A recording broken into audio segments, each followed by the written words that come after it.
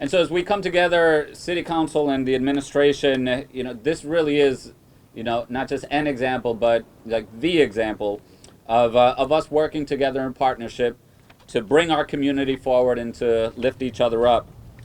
Today, we are signing the budget, which is the culmination of many, many months of hard work as we think about addressing the needs in our community, but also, setting the table for all that's to come to position Providence in a stronger position going forward.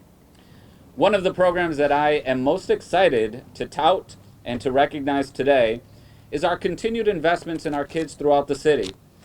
From the $5 a week summer camps, where our youth are engaged and they're being part of enriching activities, to the youth jobs that are now paying $15 an hour to all of our young people.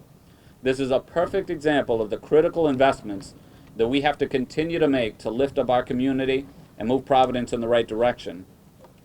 At the heart of this budget is an effort to create a brighter future for all of our city, and particularly for our families, and one that positions Providence as a leading American city.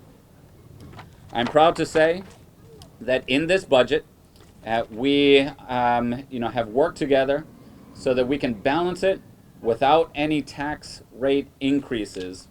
This has been the case now for the past 7 years, working together with the City Council.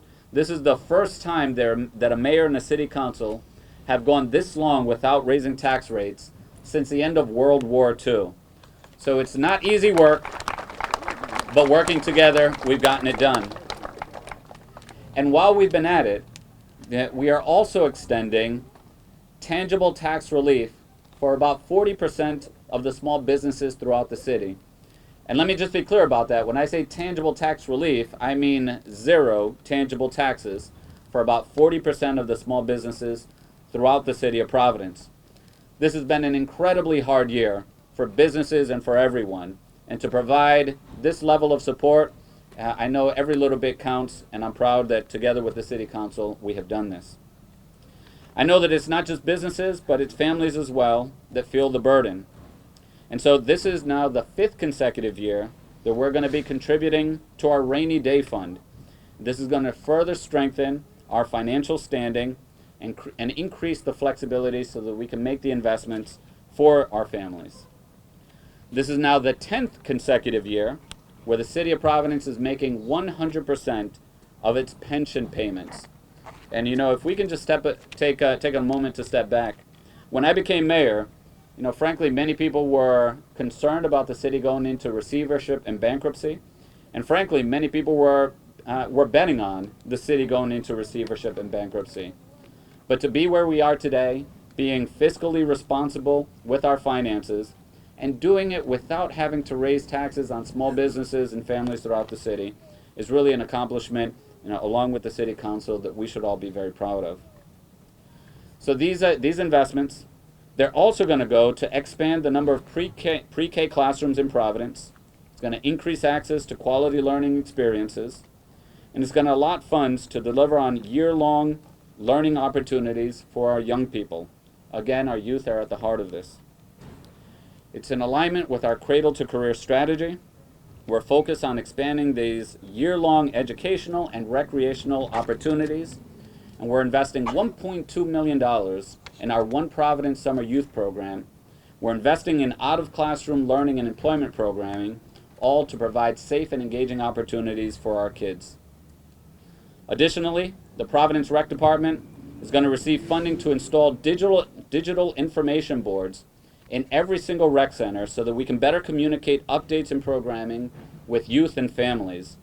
And I want to particularly shout out the African American Ambassador Group. This is a recommendation that comes directly from them, and with this permanent installation, we're going to be in a better position to communicate with our families. So thank you to you. And to continue to position Providence as a national model for inclusion and equity, this budget also establishes the Office of Diversity, Equity, Inclusion, and Belonging, again a recommendation that comes directly from the AAAG. This budget creates a behavioral health and social services diversion program so that it's not just our police officers that are deployed, when there's an incident, but we have other services to divert to to those issues. It also creates a community relations and diversion services major within the police department, elevating the role of community relations in our police department. And as I look around here today, I see community members, I see faces of the future, and I see city staff. I'm proud to say that this budget takes all of our needs, your needs, and priorities into account.